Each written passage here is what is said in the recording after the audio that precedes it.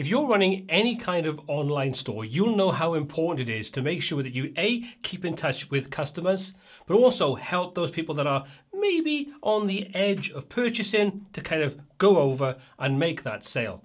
Now, one of the key ways in which you can approach that is by using automation. And this is where today's video sponsor, Omnisend, comes in incredibly handy. Now, as with all sponsored videos, I'm not going to give you any opinion. I'm simply going to demonstrate some of the key features we're going to talk about in automation, and then you can make a more informed decision for yourself.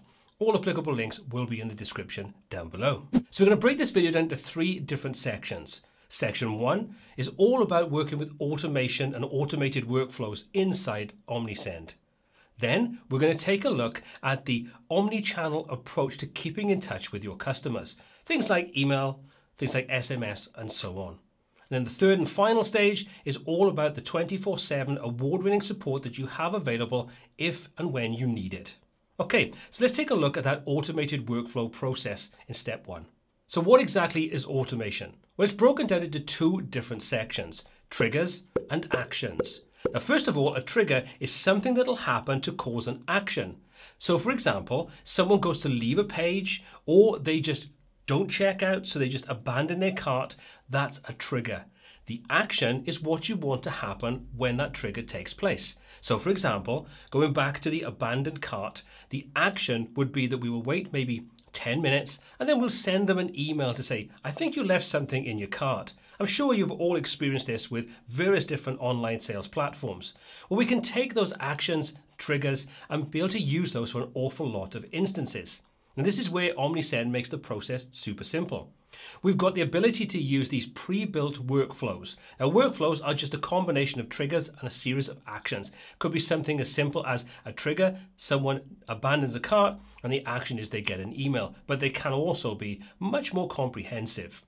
So, for example, with the pre-built workflows, we've got these various different things we can do. We can convert subscribers. So let's say someone subscribes to your email marketing because they're interested in a product or a course or a service, but they haven't actually purchased anything yet. Well, let's just say we want to keep in touch with them, add some value to them, and then during that sort of cycle, we want to also then say, maybe you could consider purchasing this X product, this X service, and so on. So this is how we would help convert subscribers. Then you've also got things like reminding yourself, so recover visitors, win back shoppers who view the products and leave the online store with abandoned carts or products and browser abandonment. So again, going back to that example, someone puts an item in their shopping cart but doesn't actually check out. Well, we want to have that go back and say, maybe you left this in your cart. We'll save it for 7 days, for example, and then it'll still be there for you. And you kind of have a little sequence that goes on over that 7-day period to keep on reminding them. There's so many different options you can have here. For example, cross-sells. Suggest more items when they're going to purchase something. Treasure your loyal ones, so build loyalty. Give them discounts for being a loyal person that's purchased multiple different products from you. There's so many instances where these pre-built workflows will just be a great starting point. So let's take a look at how we can use these and build some automations inside Omnisend. So once you've created an account and connected your online store, and if you want to know how to do any of this, you can see the video in the playlist down below that'll show you exactly that. Once you've done that, we're going to log into our dashboard, and you can see the first thing we're going to see is, let's start by creating a product abandonment workflow. We could start that at this point, or we can do it later. You can also come into the automation tab, and inside there we can preview and start that same workflow, or we can explore all of the workflows available to us. Let's take a quick look at the all workflows. So inside here, you can see things are broken down into logical options on the left-hand side, types, goals, and channel. So for example, your type is a welcome, a cart abandonment, browse abandonment, and so on. Your goal is, like I said, when you want to convert a subscriber into a paying customer, recover visitors and cross-sells and so on. And then your channel is just basically if you want to send out a kind of marketing email or SMS and email, you can use the options inside here to do that. Let's say we want to start off with something really simple like a cart abandonment. So now inside here, we've got a selection of different pre-built workflows we can start with. It also tells you the number of emails that are going to be included in this workflow. So you can see the abandoned cart has 3 emails. The same with the checkout, whereas the abandoned checkout has 3 emails and 1 SMS. So if you want to use SMS alongside emails, choose the one that makes most sense to you. So let's just choose this first one. We'll say let's customize that workflow. So this will now take us into the automation builder. And as you can see, all of the different things have been built for us. So right at the top, as we said, this is the trigger. The trigger will always be the first thing that you will see. So the trigger says that if a customer exits this workflow, when they place an order or they start their checkout. So what's the trigger? Start the workflow after added product to cart wasn't updated for 1 hour. In other words, check back in 1 hour's time, and if that is still in their cart, they've abandoned it. So we can then start this whole workflow. Next up, we've then got the next option. But before we move on to that, let's take a quick look at the options on the right-hand side for what we can set up and customize here. None of this is written in stone. We can edit this, we can customize it, we can make it exactly what we want. So let's take a look. You can see the trigger, added product cart. Trigger filters, we can expand this out, and if you want to, you can see you want to select a filter based upon cart subtotal, totals, and so on. So you can see how you can refine this and get very, very specific about how you work with this. You may have an item that's on a special offer, and someone puts it in the cart, abandons it, doesn't come back. Well, you can say you want to check something for the product URL, and then only that particular product will be a little bit quicker before they get that reminder email and so on. Up to you. We'll leave that as it is though, so cancel that. Trigger inactivity after, and you can see 1 hour, minutes, days, weeks, months, whatever you want. So we're keeping a really simple option here. Then the audience filters, so we can break things down and trigger exactly what we want. So select a filter so you can have segmented people inside your list, specific tags, the date they were added. If they've got a specific country, so you may have offers that are only available to your home country, in my case, the United Kingdom. Well, I can say they have to be a UK potential customer with that product in their basket before this will actually trigger. You can see how you can get incredibly granular with this. Again, let's leave that as it is for now. Then we've got things like exit conditions. So you can see what happens to stop this trigger from happening. So the order is placed or they've started the checkout process, at which point this trigger will then no longer fire. So it's good to have that in place. It's kind of like a little fail safe so you don't get an email after they've purchased it because the trigger's already running. Then you can choose the frequency, and you can also things like skip contacts who are currently in or have recently completed other automations. So you can see how we can configure the trigger. Then you've got the next option, which is items in your cart are selling out fast. So this is the first email that will get sent out. As you can see, we can choose the subject line. We can personalize this by using various different sort of personalization options. These are little code snippets that are injected in. So for example, we may want to personalize this, say right at the beginning, we want to put their first name in. So we've got a contact, first name. We'll put a little comma after that and a space, and we'll change that to a lowercase I. So now we're saying, Paul, items in your cart are selling out fast. So now we've personalized that, which is always a nice thing. You can apply a pre-header, your sender's name, and you can customize all these options, and then you can customize the actual email itself, or you can send a test out, which I would always recommend if you make changes, just so you can make sure it looks okay. Even though you see it inside your browser window, for some reason when you get the email, then you spot the spelling mistakes, the missed words, and all those kinds of things. Always send yourself a test email. Choose a language, and you can see we've got some various settings, and if you want to use UTM parameters so you can track source, medium, campaigns, and so on, you can add that inside here as well. You can track those links and emails and so on. Pretty useful. Then we've got the next action, which is to wait for X amount of time. Then you can see this is 11 hours. Again, we've got options over on the right-hand side. And then we get the next email that gets sent out, and so on and so forth until we hit the end of this. So the final one is an incentive to say, how would you like 15% off? This maybe just gets them over that hurdle and they make the purchase and you've recovered that cart. So that's a workflow that's already been set up. Now, we're not limited to this. We can still carry on customizing this. Even though there's all these different steps, we can change things. So let's say you wanted to put an SMS notification inside here as well. Well, you could drag that in, drop it where you want it, and then you can see you can customize this. So obviously you've got to verify your number, make sure you've got SMS credits and so on in place. But you'll see you can also do things here like the message, apply personalization, images, and all those kinds of good things. So you can easily use this alongside email and SMS messages if you want to do that. And again, you've got a lot of control over how you want this information to be used, where they use it, the content that's included in, and so on. It's very, very powerful. And These are kind of things that once you've got them set up, you don't have to worry. They'll just go along in the background, doing what you need them to do, connected up to your store, handling everything else behind the scenes for you. So there's your abandoned cart. Once you've finished, you can update this and simply hit Start Workflow. And there's our workflow. As you can see, it tells us exactly where it is when we set it up. We'll then see the number sent, the open rate, the click rate, and any sales that are converted from it. If you want to at any point make changes, you can click on the icon on the right hand side, and here you can edit this, disable it, you can view the report, copy and delete. So we want to make some changes. Let's edit this. Let's say we don't want this SMS inside here anymore, so we'll just delete that. Say yes. So now that's our updated process all done for us. So let's take a look at how we could build one of these from scratch for ourselves. Let's say create a new workflow. We're going to say, let's create from scratch. And now you can see we start off with a completely blank slate. So the first thing we need to do is set that trigger. So let's first of all start with the event. So what do we want to happen? Well, we've got lots of different options here. But let's just say they subscribe for marketing. So they subscribe to our email list. We want to sort of send them an email, get them into a kind of workflow that every time someone signs up, there's this whole workflow that goes on behind the scenes to handle that new sign up. Well, you can see we've now set the trigger.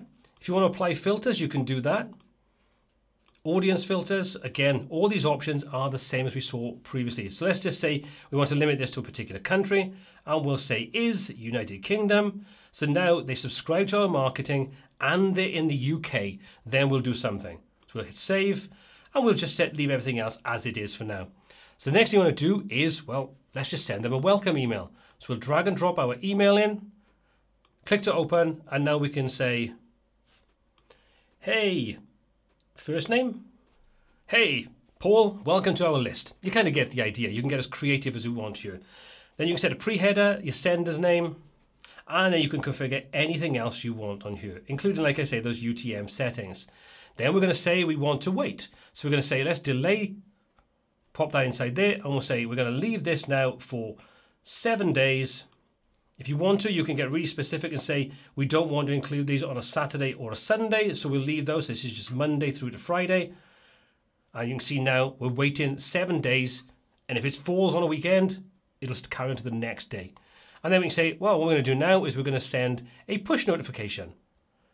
And now we can select push notifications if we want to. So you can see we can connect this to an application and so on and so forth. Let's remove that for now. And let's just add in another email. Then you can set your next email. So that's a follow-up email. And then maybe we want to do some A/B testing. Let's drop an A/B test inside here. So now we can say, well, what do we want to do? Well, let's test this out between a certain percentage.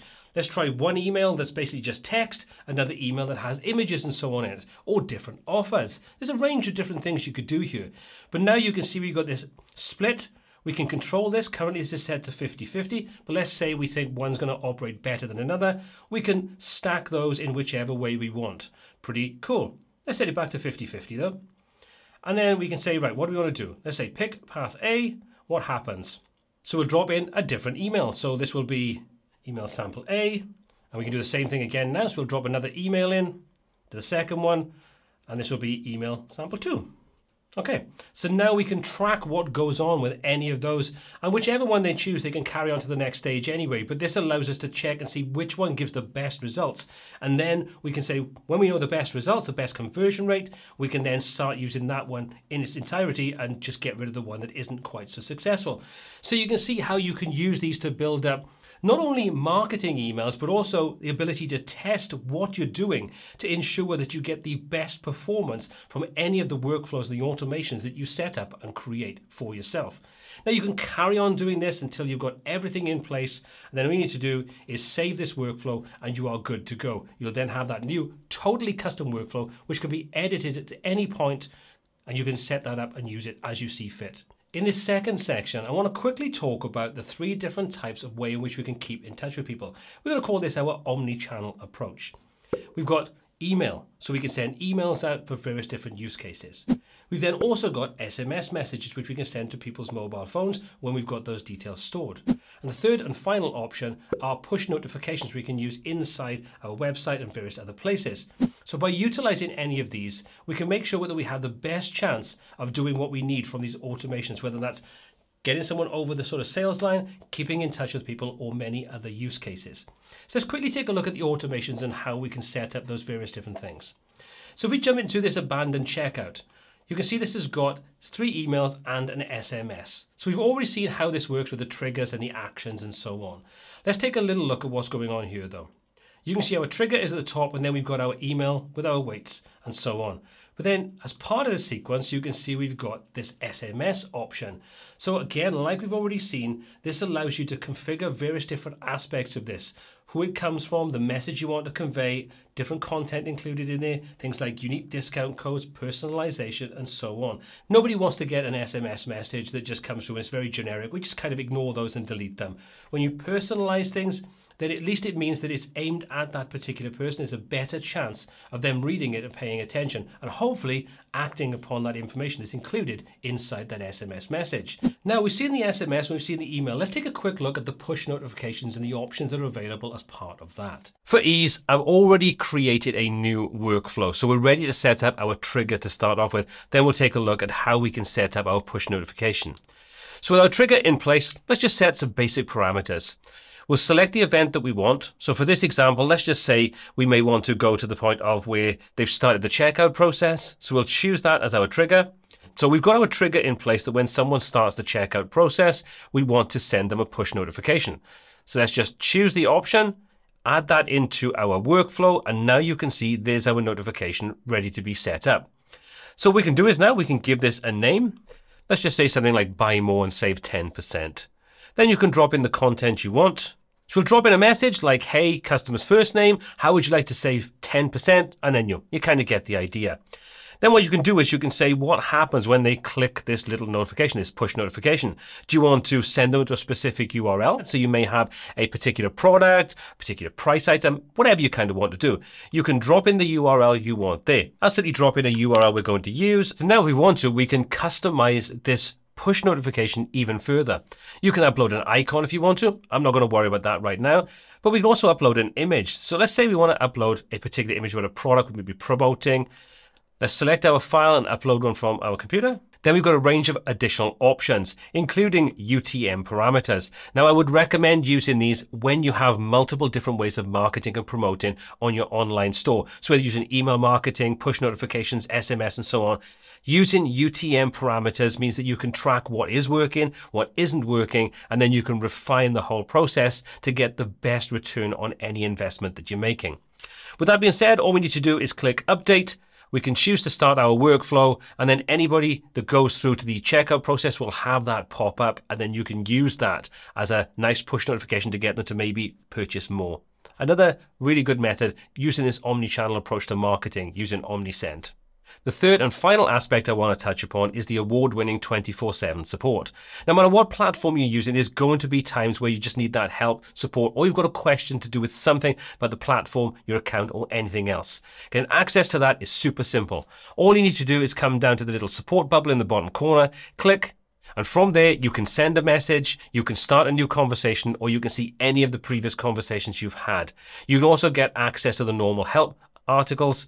And if you want to send a message, you can simply send us a message, choose what it is you want help with, and then go through the process of answering the questions and getting that help you need quickly and easily. So hopefully what you've seen through this video is that it's easy to set up these workflows and automations to handle so many different things.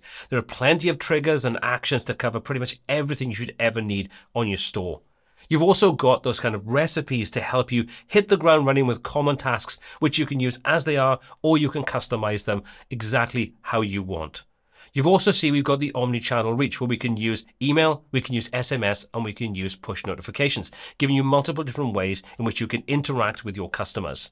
And finally, we've seen the support options are available should you need them, and also how useful and easy they are to access. Now, if you've got any comments or questions, please do drop those in the comment section down below. If you want to find out more about working with Omnisend, you can check out this playlist. All applicable links in the description. My name is Paul C. This is WPTuts, and until next time, take care.